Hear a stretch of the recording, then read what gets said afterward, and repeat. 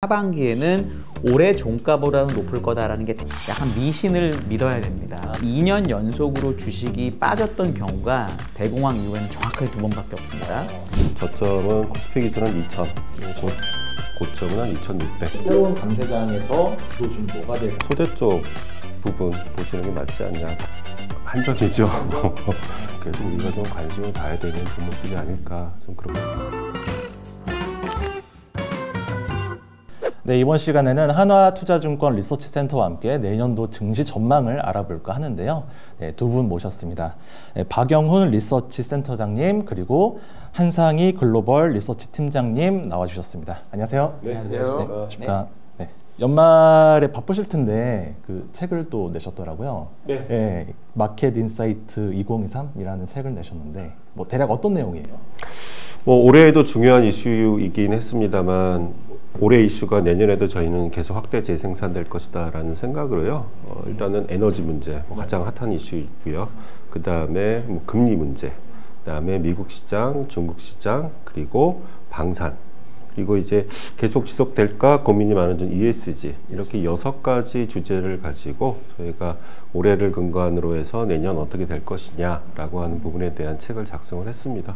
일단은 가장 많은 분들이 관심 있어 하시는 미국 시장에 대해서 좀 얘기를 해보면 좋을 것 같아요. 네. 뭐 최근에 기사도 많이 나오고 하지만 이게 도대체 미국이 금리를 언제까지 올리는 거냐, 그리고 도대체 이놈의 인플레이션은 잡히기는 하는 거냐, 뭐 이런 얘기들이 좀 많이 나오고 있는데 네.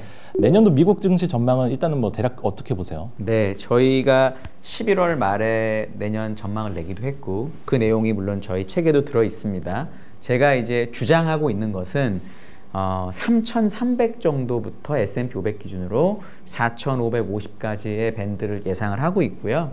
이 밴드가 어떻게 형성이 될 것 같냐면 상반기에는 한번 주식이 빠질 가능성이 있다. 하지만 하반기에는 올해 종가보다는 높을 거다라는 게 대략적인 그림이고요. 이게 이제 원래 연말이 되면 약간 미신을 믿어야 됩니다. 미신. 무슨 뜻이냐면 올해 설마 주가가 올라서 끝나진 않겠죠? 여기서 올라서 끝나려면 20%가 올라야 됩니다. 그렇죠. 그렇진 않을 것이라고 보면은 올해는 일단 마이너스로 끝나는 거예요. 근데 2년 연속으로 주식이 빠졌던 경우가 대공황 이후에는 정확하게 2번밖에 없습니다. 7374년하고 00010인데 그런 정도의 구조적인 약세는 지금 아닐 거라고 판단하기 때문에 아주 내년에는 올해보다 종가가 높을 거라고 보는 거고요. 한 가지 더는 많은 IB들이 유사한 의견을 내는 분들이 있는데 대부분 내년 말의 종가를 3,900에서 4,000 정도를 이야기를 많이 하더라고요. 저도 대략 예를 들어 뭐 밸류에이션 이런 걸 해보면 한 4,000 정도면 되게 적정해 보여요. 근데 주식이라는 게 오를 때 적정가에서 끝나는 경우는 없습니다. 오르면 거기서 항상 위로 더 튀는 거지 거기서 끝나지 않거든요. 그러니까 만약에 내년을 장을 나쁘게 보는다면 4,000보다 훨씬 밑으로 끝나겠죠. 근데 하반기에 좋아진다라고 보는 사람이 4,000으로 끝난다고 얘기하는 건 약간 좀 이상한 것 같아요, 저는. 네. S&P 500이 지금 뭐 한 3,900에서 3,950 정도 됩니다. 왔다 촬영일 어제 저녁 기준으로는. 하고 있는데 만약에 글로벌 IB 전망대로라고 하면은 내년 말에도 지금 하고 거의 그냥 보합 수준이라는 거잖아요. 그렇게 많이 상반기에 빠졌다 가는 쪽으로 많이 보시더라고요, 그렇게. 네. 근데 용고님은 그보다는 조금 더 좋을 것이다. 올라간다면 더 좋아야 상식적으로 맞다라고 저는 생각을 하는 거죠. 주식 그렇게 멈출 가능성이 별로 없기 때문에. 네. 아까 뭐 미신 얘기 잠깐 하셨는데 뭐 통계적으로 그렇다는 거잖아요. 네. 그러니까 70년대와 2000년대 초반이면은 한 번은 오일 쇼크, 한 번은 이제 IT 버블 네. 때였는데 정말 역사적으로 뭐 몇십 년에 한 번 있을까 말까 한 그런 위기가 아니고서야 2년 연속으로 빠질 일은 별로 여태까지는 없었다는 거죠. 여태까지는 물론 없었다고 지금 꼭 없으라는 보장은 절대 없습니다. 그래서 제가 미신이라는 표현을 쓴 건데 통계라기보다는 이제 이런 거죠. 70년대 초반에는 왜 2년 연속 빠졌냐? 그때 유가가 실질로 바꿔보면 6배가 올랐더라고요. 2달러가 12달러가 됐습니다. 그리고 미국의 달러가 30% 약세였어요. 왜냐하면 71년에 미국 금태환이 정지가 됐기 때문에 달러가 무지하게 풀렸거든요. 그런 상황에서 오른 물가하고 지금은 다르죠. 유가가 6배면 유가가 지금 70불이니까 400 몇 달러, 상상이 안 되는 숫자거든요. 그러니까 그 정도로 물가가 높지는 않을 거다라는 거고요. 그때랑 다른 점은 IT 버블 때는 3년이 빠졌는데 잘 생각해 보시면 2000년도에 한 30% 내외가 빠졌습니다. 주식이. 원래 2001년 1분기쯤에 주식이 막 반등하려고 이렇게 했었습니다. 근데 반등을 하다가 왜 거기서 주식이 또 맞냐면 엔론이라는 회사가 분식회계를 합니다. 엔론은 유명한 에너지 기업인데 근데 그런 회사가 갑자기 우리 분식인 것 같다고 얘기를 해버린 거죠.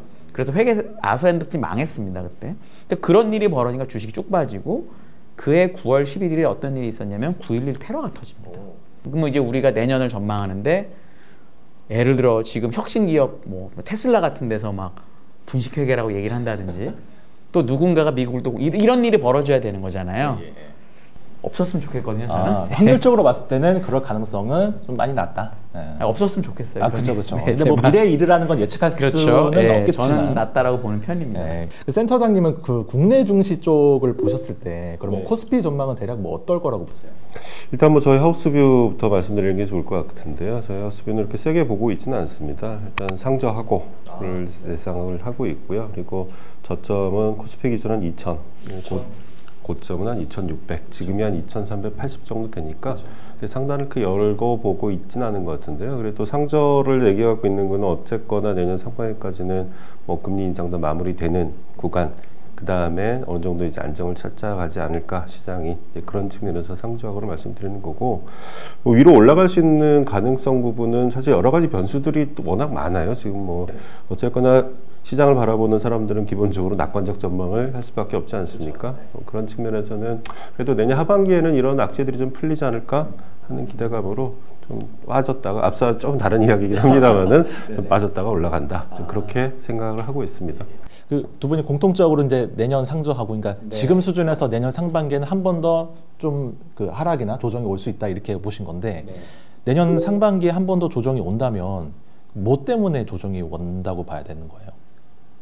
이제 제일 그러니까 예를 들어서 뭐 매크로가 너무 많습니다. 센터장님 말씀하신 대로 금리, 뭐 유가, 뭐 에너지, 뭐 너무나 많은 일이 있는데 저는 이제 하나를 지금은 계속 주장을 하고 있거든요. 실업률하고 생산성의 관계입니다.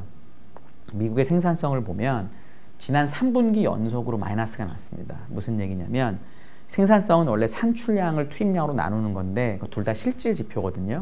매출액이 늘어나는 속도보다 인건비가 늘어나는 속도가 훨씬 빨랐던 거죠. 3분기 동안. 근데 미국의 데이터를 보면 여기 생산성이 마이너스로 한번 내려오잖아요. 그럼 기업들은 어떻게든지 이거를 플러스로 바꾸려고 합니다. 제가 CEO라고 쳐볼게요. 사실 내년 매크로가 다 나쁘다고 하잖아요. 근데 사업계획을 딱 짰는데 보니까 내년 경기가 엉망이더라. 이러면 생산성을 높여야 되는데 결국은 매출액을 많이 늘리려는 방법이 아니라 인건비를 줄이는 방법으로 생산을 늘리려고 할 거예요. 근데 미국은 그냥 안 좋으면 다 사람 내보냅니다. 그러면 결국은 내년 상반기에는 실업의 효과가 경제에 크게 미칠 수밖에 없어요. 역사적으로 보면 항상 실업률이 가장 낮을 때 올라가는 과정에 주식이 항상 빠져요. 결국은 지금 실업률이 낮은데 이 실업률이 올라가는 과정에서 사람들이 소비를 줄이고 경제가 나빠지고 주식이 빠지는 방향이 저는 한번 나올 것 같다.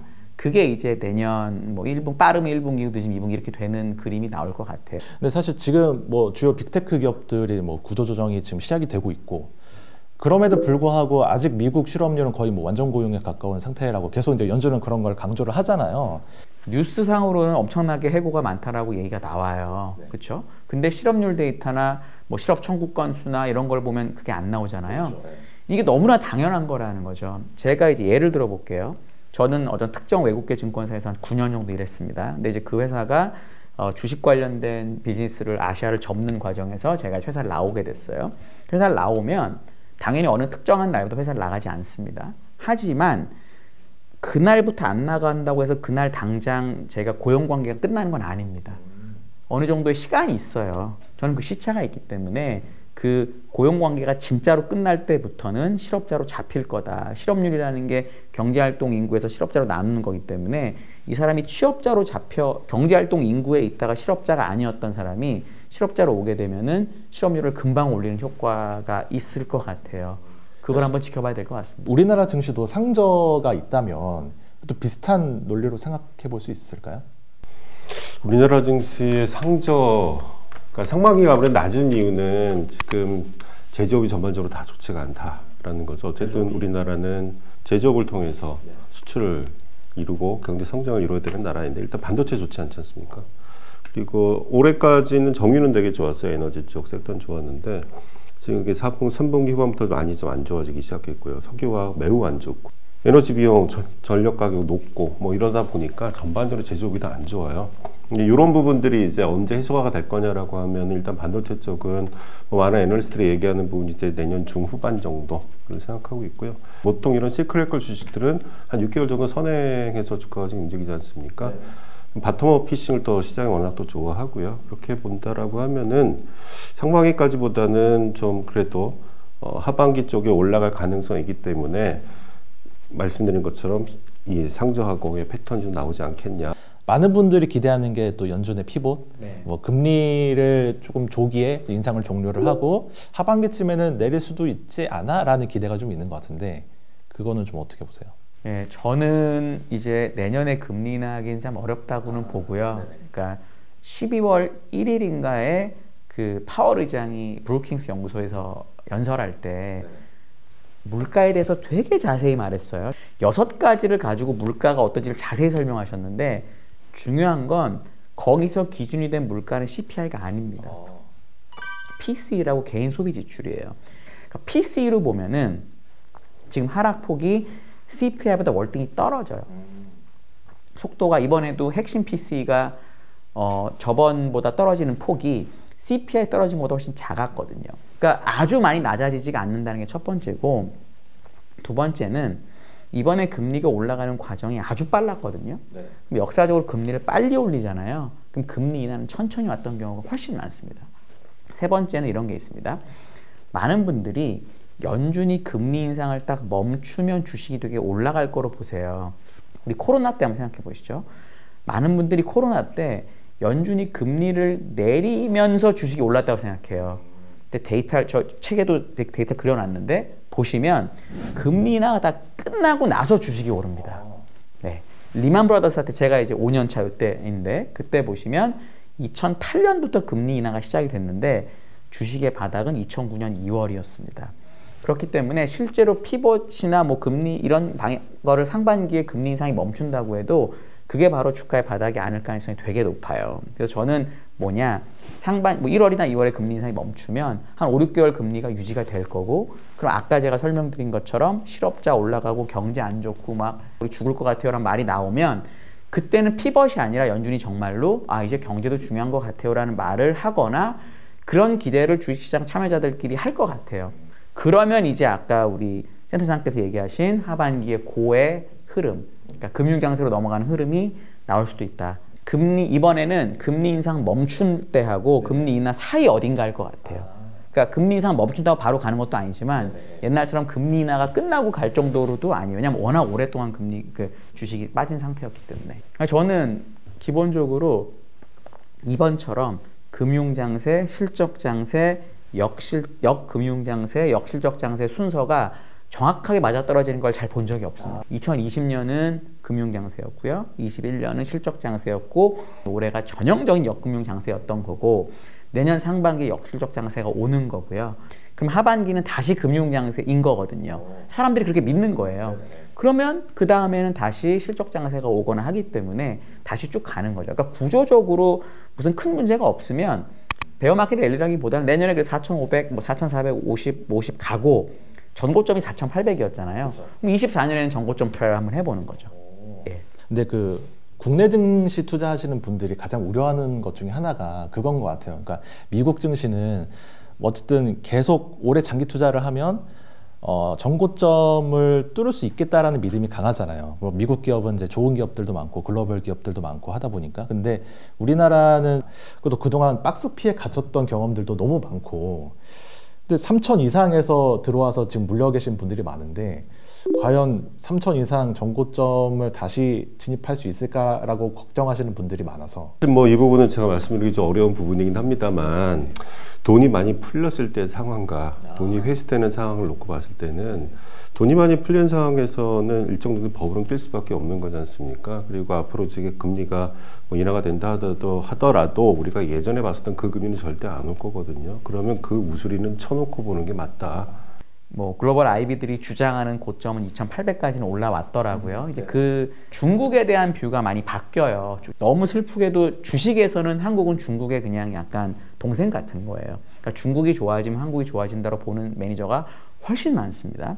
그렇기 때문에 외국계 그 IB들이 얘기하는 콜은 대부분 중국을 내년에 좋게 보면서 그거에 따라서 한국이 붙는다라는 쪽이거든요. 저는 개인적으로 우리나라 시장의 키를 물론 미국도 너무 중요하지만 중국이 어떻게 될지를 보시는 것도 내년은 중요하지 않을까? 그 아까 구조적 위기 가능성 이제 이런 얘기 하셨으니까 그 부분을 좀 얘기를 했으면 좋겠는데 미국은 이제 그런 구조적 위기에 직면할 가능성은 아직은 좀 낮다고 보시는 거잖아요. 저는 그렇게 보고 있습니다. 네. 근데 우리나라는 뭐 요즘에 뭐 너무 기사도 많이 나오고 하지만 우리나라에서 일단은 가장 취약한 게 이제 가계 부채. 최근에 이제 뭐 부동산 시장이나 뭐 부동산 PF 얘기 나오면서 지금 뭐 증권가에서도 워낙 뭐 흉흉한 얘기들이 많이 나오니까 좀 굉장히 심각한 실물 경제 위기로 번질 수 있지 않을까라는 이제 우려들이 있는데 그럴 가능성은 좀 어떻게? 근데 뭐 레고랜드 사태 이후에 그런 것에 대한 두려움이 상당히 많이 커졌고 두려움을 뭐 마치 뱅크런처럼 이제 그런 느낌과 그런 현상들이 발생이 됐는데요. 근데 그나마 다행인 거는 지난주를 기점으로 해서 자금시장이 많이 안정화된 거는 분명히 좀 맞는 것 같습니다. 회사채 발행금리도 많이 빠졌거든요. 그리고 우리가 뭐 10몇 년 전, 20년 전과 비교해 봤을 때는 기업들이 현금이 적지는 않습니다. 제조 쪽을 보다 보면은요. 과거하고는 재무 구조가 너무나 좋아져 있는 상태이고요. 그리고 또 결정적으로 제조업들이 가지고 있는 과거의 사이즈하고 우리가 또 한 가지 간과하고 있는 부분 중에 하나가 소위 말해서 감가상각비라고 하는 부분들이 우리가 과거와는 비교할 수 없을 만큼 커졌어요. 사실 이거는 현금 지출이 수반되지 않는 비용이지 않습니까? 그냥 내부 유보 현금이에요. 그런 부분을 감안했을 때는 과거처럼 우리가 그런 금융위기가 왔을 때 흔들릴 거냐? 그럴 상황은 절대 아니다. 또 자금 압박에 대한 부분이 있지 않을까라고 하는 생각도 있는데 그만큼 매출 사이즈나 매출 다변화나 아니면 제품 구성이 엄청나게 많이 달라졌기 때문에 그러니까 뭐 중국 시장이 개선이 되면 우리도 분명히 플러스 알파 효과는 있습니다. 근데 이제 과거처럼 절대적으로 위기 영향 받는다? 그렇게 보기는 좀 어렵다. 그래서 그런 위기 확대까지 생각하실 필요 없지 않을까 생각합니다. 내년에 만약에 약세장이 진짜 종료가 된다고 하면 그때부터는 이제 또 시장에 새로운 주도주가 생길 거잖아요. 새로운 강세장에서 주도주는 뭐가 될까 이것도 좀 궁금한데 일단은 센터장님 어떻게 보세요? 저는 내년 하반기 쪽에서는 일단 소재 쪽 부분 보시는 게 맞지 않냐, 반도체 포함해서 이쪽 부분이 그러니까 시장이 가장 선호하는 그 히스토리는 바텀업이지 않습니까? 그게 확실히 돌아서는 시점이 대표적으로 이제 반도체가 있을 수 있을 것 같고요. 그리고 소재 쪽 산업들이 있을 수 있습니다. 소재 쪽이 턴어라운드를 하게 되면 레버리지는 상당히 세게 나타납니다. 그래서 이런 부분들을 좀 관심 있게 보실 필요가 있고요. 그리고 에너지 다소비 산업에 대해서도 조금은 좀 긍정적으로 좀 봐야 되지 않을까라는 생각을 하고 있는데 뭐 지금의 에너지 위기 상황이 내년에도 똑같이 발생될 거야. 어쨌거나 개선의 여지는 있다. 그러면 개선의 여지가 있을 때 우리는 뭘 봐야 되냐라고 하면은 에너지 한국에서 제일 많이 쓰는 기업 뭐가 있습니까? 한전이죠. 뭐 이런 종목들에 대해서도 이거 안 돼라고 버리진 않고 계속 우리가 좀 관심을 봐야 되는 종목들이 아닐까 좀 그렇게. 미국은 어떤가요? 저는 내년 전망을 8자로 제가 계속 얘기를 하는데요. 상저하고 평균 회귀입니다. 기본적으로 지금 올해 안 됐던 업종이 다시 되는 게 미국 맞다라고 봅니다. 예를 들어 텍이나 커뮤니케이션이나 이런 것들이 좀 되는 그림이라고 보고요. 페인트 같은 이런 소재 업체들이 미국은 괜찮겠다. 왜냐하면 부동산이 꺾이고 안 좋은 얘기가 엄청 나올 거예요. 페인트. 그럼 보나마나 안 좋은데 실적을 보면 미리 다 꺼져 있습니다. 그러니까 사람들이 죽을 것 같다고 할 때 가면 이런 게 바닥일 수 있어서 올해 안 좋았던 거를 일단 보셔야 될 것 같아요. 기본적으로 올해 안 좋았던 이런 빅테크나 커뮤니케이션 기업들이 되게 마진이 이익률이 떨어져 있어요. 매출을 늘었는데 비용이 훨씬 더 많이 늘었어요. 아까 생산성이랑 비슷한 말로. 근데 이 회사들의 비용은 전부 원가가 무슨 이런 에너지가 아니라 전부 사람, 뭐 케이펙스에 따른 감가상각 이런 거거든요. 이제는 그런 거를 줄일 수밖에 없습니다. 센터장께서 얘기한 한전이 좀 되게 가슴에 와닿는 이유가 뭐냐면 2012년 말에 한전이 지금하고 주가가 비슷했습니다. 10년 전. 제가 한전 커버했어요. 그때 한전 얘기하면 적자 막 6, 7조. 지금에 비하면 애교지만 막 마이너스 망한다고 그랬거든요. 정확하게 5년 있다가 엄청나게 많이 그랬었거든요. 그러니까 모르는 거라는 거죠. 미국도 마찬가지로 지금 누가 빅테크 사냐고 하잖아요. 의외로 얘네들이 이익을 내기 시작하면 내년 하반기에 상저하고가 될 때 오히려 주식이 좋을 수 있습니다. 지금 뭐 대부분 개인 투자자분들이 몰려 계신 게 뭐 카카오나 네이버 같은 성장주다 보니까 센터장님이 전망하시기에 앞으로 가치주냐 성장주냐를 놓고 봤을 때 뭐가 더 좀 전망이 좋게 보시는지. 가치주냐 성장주냐의 문제 내년에는 좀 다르게 생각해봐야 되지 않을까 생각합니다. 특히 이제 배당주 관련돼서 뭐 가치주 이렇게 얘기하는데 은행금리도 요즘 뭐 5, 6% 나오는 상황에서 배당락도 짜증나는데 그럼 5%짜리 굳이 살 이유가 있겠습니까? 라는 생각이 들기도 하고요. 특히 네이버 카카오도 많이 빠졌죠. 근데 이제 빠진 이유가 뭐야? 라고 생각해 보면은 약간 정체가 왔다. 성장의 정체. 그러니까 돌파구를 아직 찾고 있지 못하는 상황인 거죠. 근데 그 돌파구를 찾는 것도 뭐 한두 달 또는 뭐 한두 분기 만에 발생할 것 같지는 않고요. 그래서 저희는 내년에는 성장주냐 가치주냐라기보다도 올해 대비 또는 그 전년 대비 이익 그로스가 확실히 나오는 애들, 이런 종목 위주로 시장이 형성이 될 가능성이 상당히 높지 않겠냐. 그러니까 턴어라운드 하는 애들 종목 위주로 좀 시장을 보시는 게 그래도 올해보다 나은 수익을 얻는 데 도움이 되지 않을까 생각합니다. 유가를 추가적으로 더 올리게 할 개연성이 분명히 좀 있겠다. 100불대 트라이는 계속 할 수 있겠다라는. 친환경 에너지 산업을 할 때는 내년? 내후년? 절대 아니거든요. 진짜 롱텀이라고 하는 거는 최소한 10년에서 20년 자식 때쯤에는 큰 빚을 볼 수 있지 않을까. 가장 크게 걱정하는 거는 농산물. 당연히 내년에 문제가 된다.